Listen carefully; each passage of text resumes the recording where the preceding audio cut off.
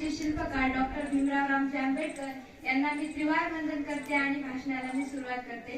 Doctor Babasaheb Ambedkar यांच्या नेतृत्वाखाली दलितांच्या संघर्षाला सुरुवात झाली. स्वातंत्र्य, समता, बंधुता या तत्वांवर सामाजिक उभारणी करण्याचे डॉक्टर बाबासाहेबांचे ध्येय होते.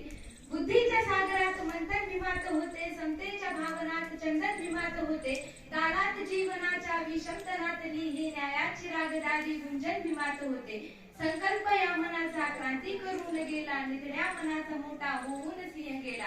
लिपविल कैकदारी माझ्या गुरुंदरांनी, इतिहास घडविला माझ्या युगंधरांनी. ही आस नाही केली श्रीमंतीच्या धनाची, फुलवेली बागायची येथे परिश्रमाची. दुःखाला झेलणारा, काळाला छेदणारा, गुणवंत पाहिला मी अन्याय झुंजणारा. मिटवून गेला शेवटी जातीयतेची ज्वाला, भीमराव मानसाला माणूस करून गेला.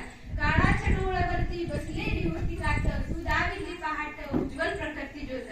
न्यायाच्या आदर्शावर संघर्ष तुझा होता, या दीन बांधवांना आदर्श तुझा होता, आदर्श तुझा होता.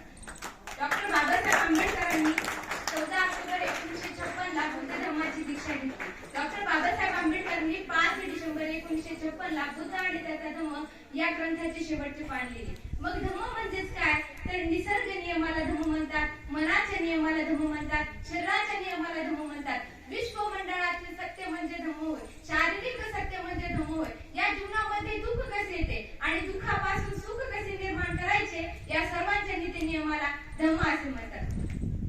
बुद्ध धर्मामध्ये 8 अष्टशील दिलेले आहेत. अष्टशील हे पाली भाषेत आहेत आणि त्या अष्टशिलेचा अर्थ मी मराठी सांगणार आहे.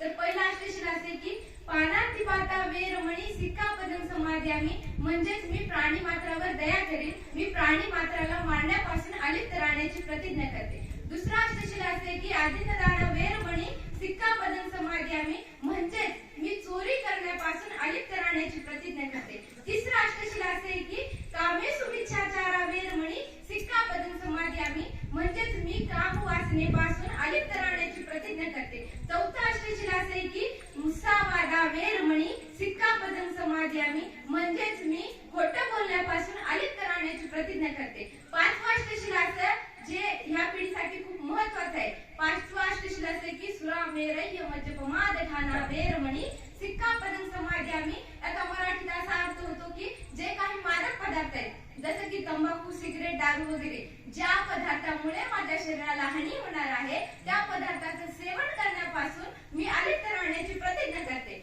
आणि 6वा अष्टशील असं आहे की 6वा अष्टशील विकाल भोजना वेरमणी सिक्कापदं समाद्यामी, म्हणजेच की अवेळी जेवण करण्यापासून मी अलिप्त राहण्याची प्रतिज्ञा करते. आणि 7वा अष्टशील असं आहे की उच्च सेना महासेना वेरमणी सिक्कापदं समाद्यामी. आता मराठीत असा अर्थ होतो की ज्या आसनावर बसल्यावर मला मान प्राप्त होईल त्या आसनावर बसण्यापासून मी अलिप्त राहण्याची प्रतिज्ञा करते. आपल्याला तर माहितीच आहे सिद्धार्थ गौतम बुद्ध त्यांचे वडील सिद्धोधन हे एक राजा होते, म्हणजेच सिद्धार्थ त्यांच्यानंतर राजा होणार होते. परंतु सिद्धार्थ गौतम बुद्धांनी वचन दिलं होतं, म्हणजे अष्टशील दिलं होतं की उच्च सेना महासेना वेरमणी सिक्कापदं समाद्यामी, म्हणजेच ज्या आसनावर बसल्यावर मला मान प्राप्त होईल त्या आसनावर बसण्यापासून मी अलिप्त राहण्याची प्रतिज्ञा करतो. आणि सिद्धार्थ गौतम बुद्धांनी त्या अष्टशिलेचं पालन केलं आणि ते तिथले राजा झाले नाही आणि मग त्यांनी संन्यास घेतला.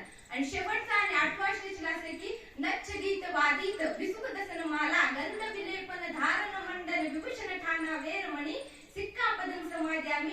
आता मराठीत असा होतो अर्थ असा होतो की नाच गाणे साज सिंगार करण्यापासून मी अलिप्त राहण्याची प्रतिज्ञा करते. आपल्याला माहितीच आहे सिद्धार्थ गौतम बुद्धाचं राहणीमान कसं होते, त्यांच्या अंगावर जे असते त्याला आपण चिवर म्हणतो आणि त्याचे त्यांचे केस शोभून केलेले असतात आणि त्यांच्यामध्ये कुठल्याही पद्धतीचा साज सिंगार नसतो, नाच गाणे ते करत नाहीत. म्हणून सिद्धार्थ गौतम बुद्धांनी 8वा अष्टशील असे दिले की नच्च गीत वादित विसुख दसन माला गंध विलेपन धारण मंडल विभूषण ठाणा वेरमणी सिक्कापदं समाद्यामी. मी नाच गाणे साज सिंगार करण्यापासून अलिप्त राहण्याची प्रतिज्ञा करतो. आणि हे सगळे अष्टशील पाहून डॉक्टर बाबासाहेब आंबेडकरांना बुद्ध धर्म त्यांनी मग स्वीकारला. एवढं बोलून मी माझे 2 शब्द